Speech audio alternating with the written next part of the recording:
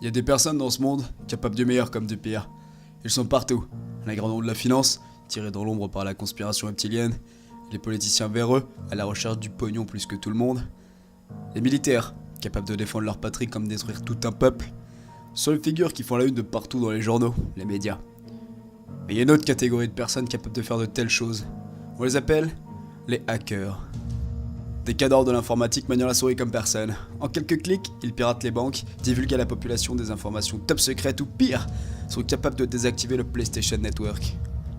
Parmi ces gars, il y en a qui sont nés pour faire chier.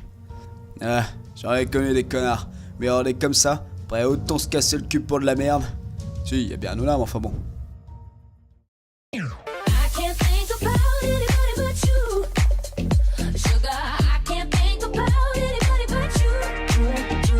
Ça fait longtemps que je voulais vous parler d'un truc qui a bien fait chier Google pendant des années. Il y a des sites qui veulent absolument être en top référence. Ils se font chier à publier 40 articles par jour du style top 7 des meilleures positions sexuelles pour sa première fois, avec une énorme paire de boobs au milieu, et après des centaines de tétons affichés, ils arrivent enfin en première page Google. Et là, c'est la Google Money qui tombe. Une pépite d'or dans les mains capable de générer encore plus de fric qu'Energy 12. Chaque touche de ton clavier génère du pognon quand on appuie dessus, même la touche fin que personne sait ce qu'elle vient foutre en plein milieu du clavier. Ça, c'est la méthode 2. La première méthode est une technique ancestrale utilisée par les plus grands hackers occidentaux. Ah, je précise parce qu'en Corée ça compte pas. Cette technique se nomme le Google Bombing. Comment ça marche? Il faut multiplier les sources de plus de pistes possibles qui se dirigent toutes vers le même site. Et sur chaque page, tu fais apparaître le lien avec les mots-clés que tu veux faire ressortir. Pour que ça marche, il faut qu'il y ait des milliers de sites qui le fassent. Et bim, les mots-clés tapés font ressortir le site ciblé en numéro 1.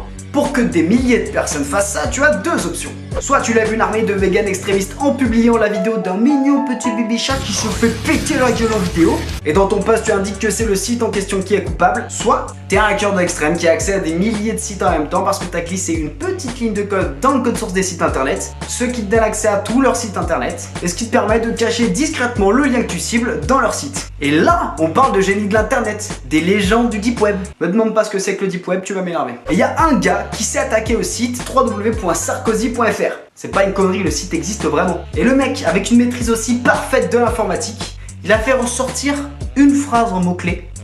Je cite: trou du cul du web. Tu y étais mon grand, tu pouvais faire quelque chose de ouf. Et au moment fatidique, tu nous as écrit en mots-clés trou du cul du web. Trou du cul, ça ne se dit plus. Alors oui, je peux comprendre, tu t'en bats les couilles de la politique. Tu veux faire une blague, mais tu fais quelque chose de drôle. Tu prends exemple sur ce mec. Quand tu tapais sur Google trouver Chuck Norris, ça marchait pas et ça te glissait la phrase. Google ne veut pas chercher Chuck Norris parce que c'est bien connu, on ne cherche pas Chuck Norris. C'est Chuck Norris qui te trouve.